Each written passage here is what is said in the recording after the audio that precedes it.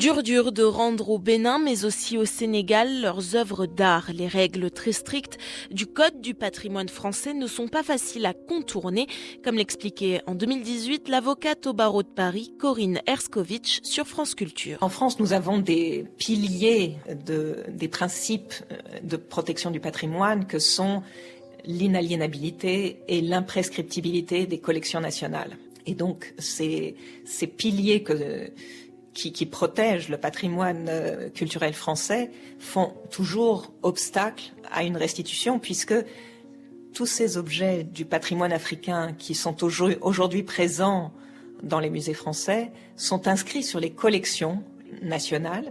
Et ce que propose le rapport, c'est de créer une exception qui serait destinée aux territoires qui ont été colonisés par la France. C'est donc une loi votée fin 2020 en France qui crée l'exception pour les œuvres volées au cours de la colonisation, du jamais vu en France. La restitution de 26 œuvres au Bénin est le fruit d'un long parcours entamé avec la promesse de restituer du patrimoine africain, promesse faite par le président français Emmanuel Macron en 2017. Je ne peux pas accepter qu'une large part du patrimoine culturel de plusieurs pays africains soit en France. Le patrimoine africain doit être mis en valeur à Paris, mais aussi à Dakar, à Lagos, à Cotonou. Ce sera une de mes priorités. Un mouvement suivi par d'autres anciennes puissances coloniales européennes, accord entre le Nigeria et l'Allemagne pour une restitution d'objets d'art pillés à partir de l'été 2022, accord entre l'Allemagne et la Namibie en 2019.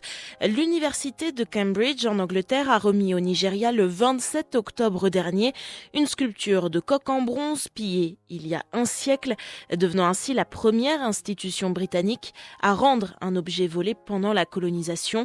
La procédure de restitution avait débuté après une campagne d'étudiants contre les symboles rappelant le passé colonial.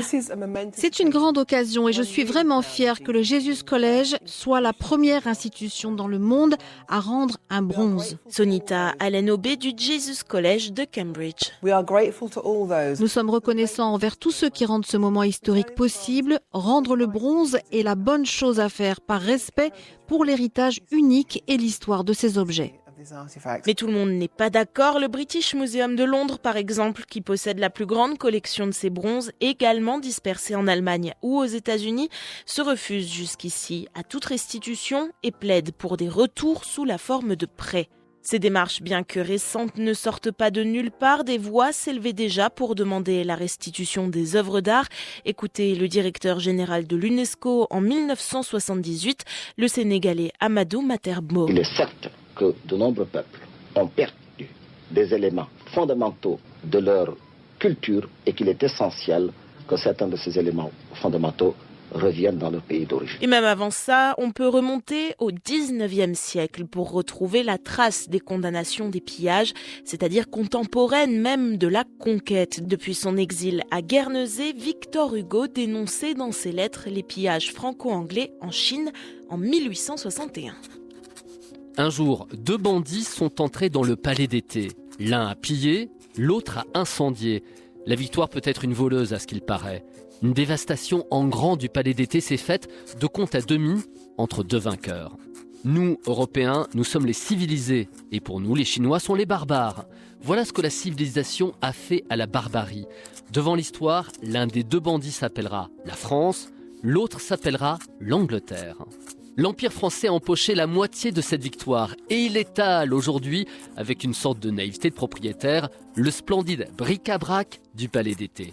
Et à cette époque, les butins de guerre sont aussi un instrument de soumission, une manière d'humilier les peuples colonisés, de les moquer, réponse immédiate des populations pillées qui, dès le 19e siècle, se mettent à fabriquer des copies pour tromper l'envahisseur. Mais même en 2021, la restitution reste une question épineuse, comme le souligne le plasticien Kader Atia. Pour moi, la question de la restitution, elle est à la fois complexe, évidemment, mais elle est surtout multiple, en fait. C'est-à-dire qu'il y a plusieurs restitutions. Parce que il y a plusieurs histoires. Il y a beaucoup d'histoires non dites aussi. Il y a une histoire comme ça dominante qui opacifie les micro-histoires. les histoires qui se situent dans les familles, les histoires qui appartiennent à des groupes qui ont disparu, dont on ne connaîtra jamais les langages et les cosmogonies. Les restitutions françaises se basent sur un rapport des universitaires Bénédicte Savoie du Collège de France et Felwine Sarr de l'Université de Saint-Louis au Sénégal. À eux deux, ils ont recensé 90 000 œuvres africaines dans des musées français. Leurs travaux sont bien sûr contestés par d'autres spécialistes et des musées comme le Quai Branly qui disposent de la plus importante collection d'art premier. Pour Marie-Cécile Zinsou, historienne de l'art d'origine béninoise, il y aura forcément des réticences. Ça va mettre certaines personnes très en colère, mais c'est pas le problème en fait. À un moment, l'histoire avance et quand l'histoire avance, ça ne se fait jamais avec l'approbation de tous. La France accepte de regarder cette histoire coloniale. C'est important que la France se penche sur cet héritage colonial et c'est important aussi que l'Afrique regarde cette histoire coloniale et qu'on puisse en parler ensemble, qu'on puisse critiquer ce qu'il y a à critiquer et dire les choses ouvertement. À quoi ça sert de défendre la colonisation de nos jours? Mais il y aura toujours des gens pour le faire, on le sait. L'important, c'est la victoire de cette jeunesse africaine qui a accès à son histoire, qui a accès à son patrimoine. Désormais, de plus en plus de pays demandent le retour de leurs œuvres. Le Bénin était le premier pays africain à réclamer officiellement ses œuvres d'art à la France. Aujourd'hui, plusieurs pays ont franchi le pas. C'est le cas du Sénégal ou encore de la Côte d'Ivoire.